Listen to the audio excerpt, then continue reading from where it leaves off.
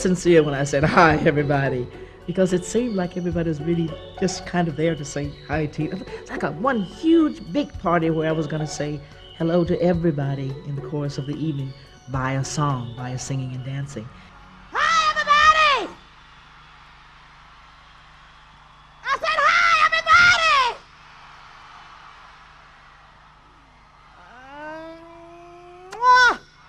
I said to Roger, do you think I will fill these halls? This was after the Ford affair. He says, of course your manager would say, yes, of course, you're there now. I didn't believe it, so I thought, well, I'll wait and see the next time when I'm going out. And when the announcement was made, tickets were sold immediately. Stadiums sold out, 2 and 3 shows in one place. Tickets are one thing, but until I see them standing out there and I say, hi, everybody, that's when I feel like, okay, that's what I'm doing now. I have arrived at the stage where I will draw people like this.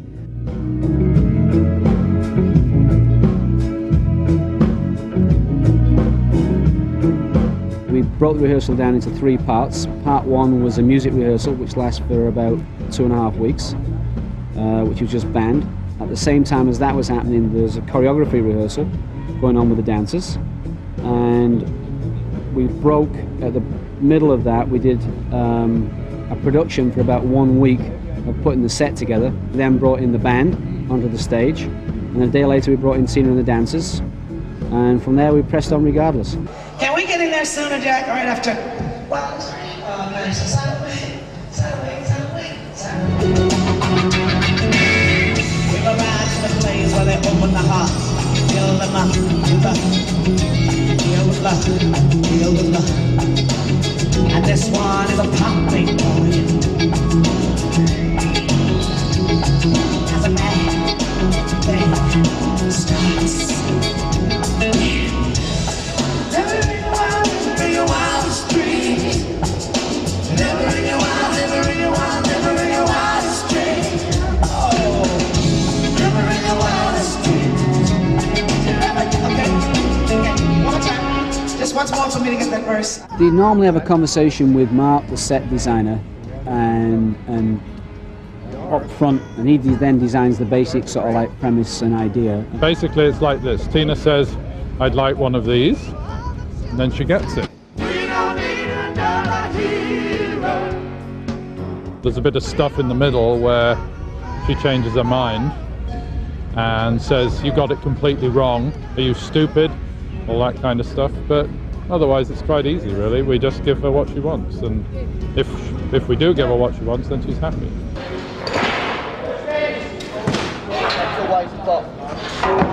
It takes a reasonable amount of time to set this one up. We haven't really got it down to a fine art yet, as it's kind of like only the 7th show on the tour, and we've done quite a few shows, should we say, without the set, so we're not up to speed yet, but hopefully it's going to go up in about 4 to 5 hours.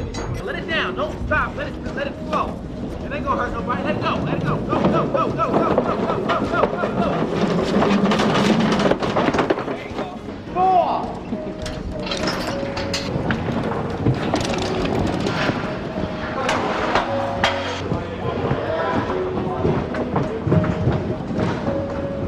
I first met with Tina and Roger back in, I think it was late October or November, and Tina had very clear ideas. They were working on the video for GoldenEye at that point, and she had some sketches which were storyboards for the video, which she showed me. She had this idea of the iris in the credits of the Bond movie, the iris that opens out.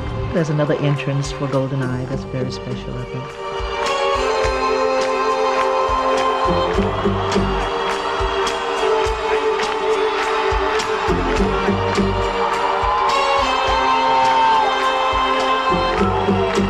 Couldn't get Mark to understand, or Mr. Fisher to understand what I was looking for.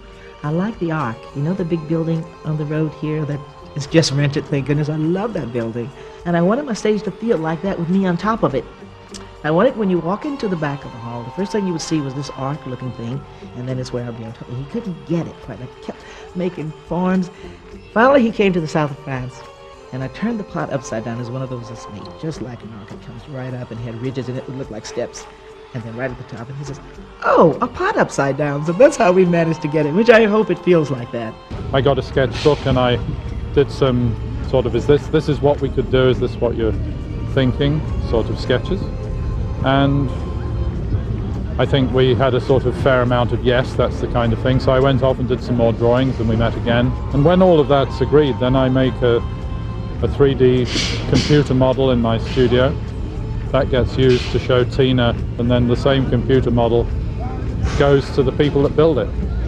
Top of there we will go. I know that I've been mad in love before. What you got? You just got the baby?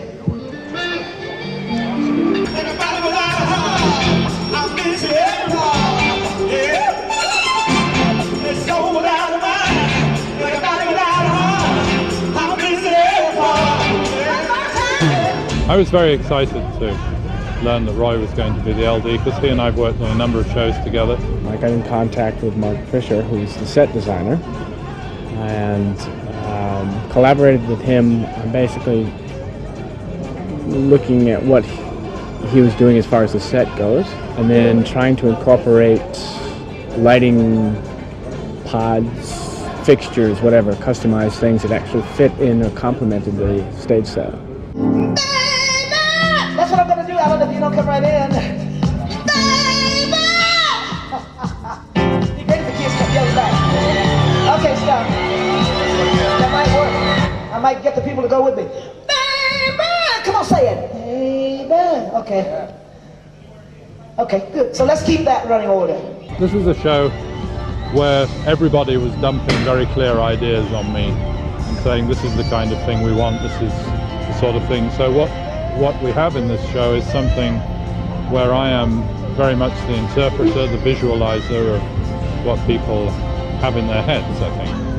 And although it has my style on it, it's also me reacting to other people who have very clear views of what they want to do, and Roy's an example of that. The set has very strong personality. It's strong on one side, but then it's also very sexy and feminine on the other side. And that's kind of what I attempted to do with what we lovingly call the hair dryers and the pods. My job as a lighting director is to take the tour on the road that Roy Bennett designed and actually work the show and keep improving on it. After seeing the designs that Mark had done, then I started thinking about how I could incorporate lighting into things that would complement the shape of the eyes, such as installing lamps around the iris, so that it could mimic the shape. Everything is controlled from one console, so it's quite an undertaking with all the different types of software that you have to deal with and try and make everything work. Tina's songs are very big. I mean, the big songs are very big, and you just need to have big looks.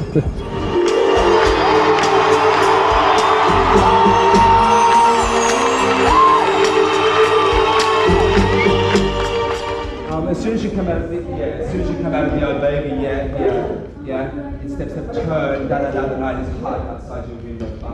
Well, I'm actually the choreographer for the tour, and I work in conjunction with Misha Bagazi. He is in charge of the stage production and choreography as well. But basically, I look after the dancers, teaching them different routines, different steps, as well as Tina.